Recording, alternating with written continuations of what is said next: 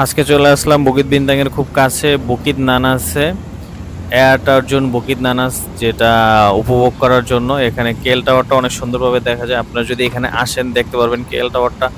And নিচের যে ভিউটা, ন্যাচারাল গাছপালা প্লাস ন্যাচারাল ঝর্ণা, যেই জিনিসগুলো আপনার নর্মালি মানুষকে খুব আকৃষ্ট করে, এই সব কিছু এখানে আছে।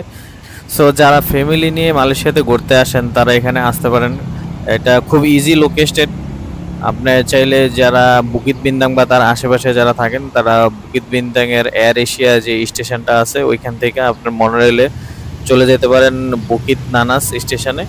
বুকিত নানাস থেকে জাস্ট 2-3 মিনিট ওয়াকওয়েতে আপনার এয়ার টার্জুন বুকিত নানাস কেএলটা আপনি পেয়ে যাবেন।